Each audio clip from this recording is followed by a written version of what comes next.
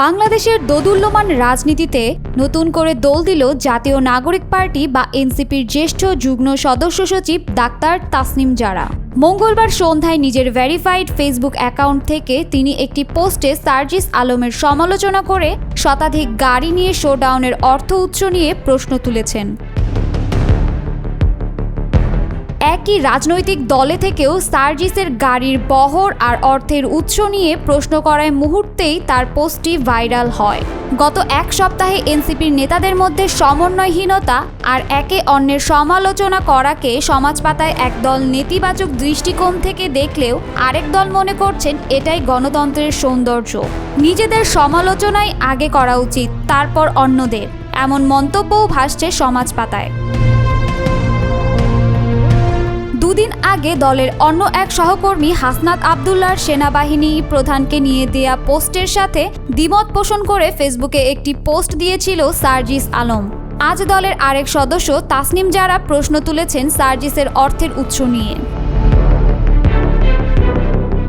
সার্জিস আলমকে উদ্দেশ্য করে তাসনিম জারা তার পোস্টে লিখেছেন, সম্প্রতি তোমার নিজ জেলায় শতাধিক গাড়ির একটি বড় বহর নিয়ে প্রবেশ করায় জনগণের মনে যৌক্তিকভাবে কিছু প্রশ্ন তৈরি হয়েছে। তুমি কিছুদিন আগে প্রকাশ্যে বলেছিলে, আমার আসলে এই মুহূর্তে কোনো টাকা নাই, ধার করে চলতেছি। এইটাই হচ্ছে রিয়ালিটি। আমার পকেটে মানিব্যাগও নেই। তোমার এই সাদাসিধে জীবনযাত্রার কথা আমাদেরকে অভিভূত করেছিল এবং জনগণের কাছে আমাদের সংগ্রামকে আরও গ্রহণযোগ্য করেছে।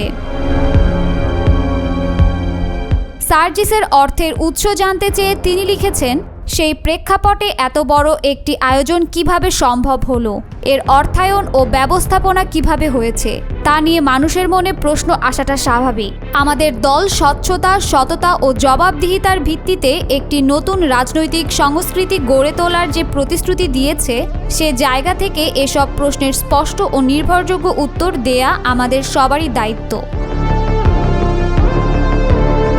যারা আরও লিখেছেন, আমি আশা করি বিষয়টি তুমি আন্তরিকতার সাথে বিবেচনা করবে এবং জনগণের সামনে একটি গ্রহণযোগ্য ও পরিষ্কার ব্যাখ্যা তুলে ধরবে। এতে জনগণের কাছে দলের ভাবমূর্তি আরও শক্তিশালী হবে বলেই আমার বিশ্বাস। নিজ দলের সহকর্মী ও তার কার্যক্রমকে প্রশ্ন করার রীতি বাংলার রাজনীতিতে দেখা না গেলেও তরুণদের নবগঠিত দল জাতীয় নাগরিক পার্টিতে এবার তা দেখা গেল। এভাবে জনগণের মনে জাগ্রত প্রশ্নগুলো যদি নিজ দল থেকেই রাজনৈতিক নেতাদের কাছে আসে, তাহলে হয়তো তাদের কার্যক্রমে আরও স্বচ্ছতা আসবে এবং রাজনীতির পটে ইতিবাচক পরিবর্তন আসবে। তবে তাসনিম জারার পোস্টের পর সমাজপাতায় আরও পোস্ট ভাসছে। সচেতনরা বলছেন, গাড়িবহর থাকলেই যে সেটা সার্জিস নিজের পকেটের টাকায় করেছেন সেটা সত্যি নাও হতে পারে। এলাকার সন্তান হিসেবে ভালোবেসে লোকাল হিরোকে সম্বর্ধনা দিতে সেখানকার বিশিষ্টজনেরাও এই আয়োজন করতে পারে। সুতরাং সব বিষয় বিবেচনা করেই মন্তব্য করা সমীচীন। এতে করে নেতিবাচক সমালোচনা কম হবে।